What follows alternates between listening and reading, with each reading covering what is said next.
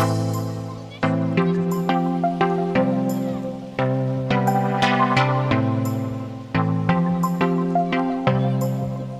everyone, welcome back to my channel. In this video, we'll discuss about histology of mammalian spleen. As you all know, spleen is the largest lymphoid organ and it is present at the upper abdominal cavity just below the diaphragm. It is present towards a larger curvature of the stomach to the left side of your body. In this video, we'll discuss about what are the different kinds of tissues present in the spleen. Before discussing the actual histology of spleen, we'll discuss about main two functions of a spleen, because this function of spleen has its relationship with the histological part of the spleen. And the main two functions of spleen are lymphopoiesis and graveyard of RBC. First one is lymphopoiesis. Lymphopoiesis means the place where the T and B lymphocytes are produced. So spleen is a center where B and T lymphocytes are produced, or lymphopoiesis takes place. And it takes place in the first histological part of the spleen known as white pulp. Second function is graveyard of RBC. As the name indicates, spleen is considered as a slaughterhouse of RBC or graveyard of RBC, because the aged RBC or worn out RBC, after the lifespan of about 120 days, it will be destructed in the spleen. That is why it is called as slaughterhouse of RBC or graveyard of RBC. And it takes place in the second histological part of the spleen known as red pulp. So histologically, the spleen is divided into mainly two parts, white pulp and red pulp. As it is true with the other organ, even spleen is also covered by a layer of connective tissue known as capsule. This capsule sends trabeculae into the parenchyma part of the spleen. The parenchyma part of the spleen mainly consisting of reticular fiber which is interspersed by different kinds of a cell.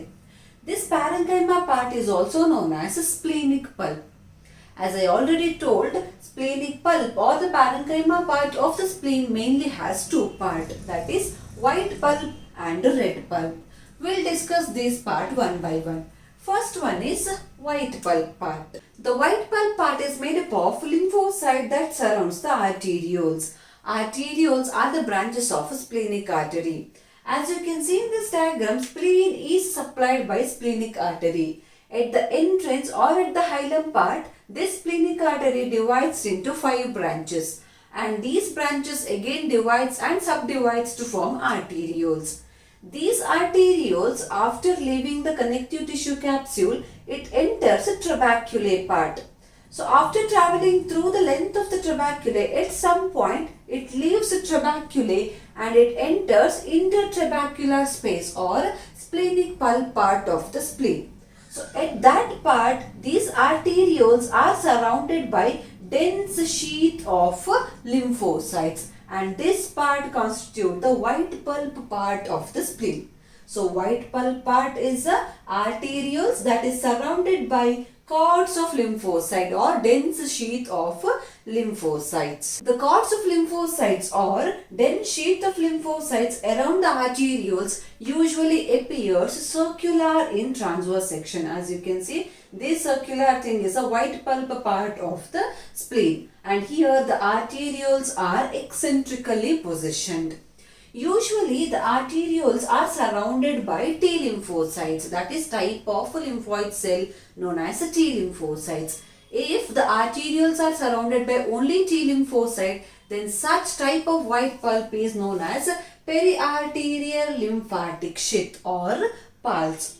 Whereas in some other place, these sheath of lymphoid cells or cords of lymphoid cells form a mass, or it forms a lymphatic nodule where the B lymphocytes are present, and these lymphatic nodules are known as Malpighian body. So Malpighian body is a place which consisting of B lymphocytes, and these Malpighian body have a center known as germinal center, and it is in this germinal center where B lymphocytes are dividing. Usually this Malpighian body along with the germinal center, it will be surrounded by a dense layer of reticular framework or connective tissue, and that zone is known as marginal zone. So that is about the white pulp part of the spleen. Second part is red pulp. Red pulp is a dark red mass which consisting of reticular meshwork that is traversed by numerous sinuses. The red pulp part is also made up of arterioles after leaving the white pulp part. As you can see in this diagram, this arteriole after leaving the white pulp part, it gives rise to numerous straight vessels called as penicilli. These penicilli, at their termination, it is surrounded by a sheath of phagocytic cell. And the function of this phagocytic cell is to ingest the blood-borne particle.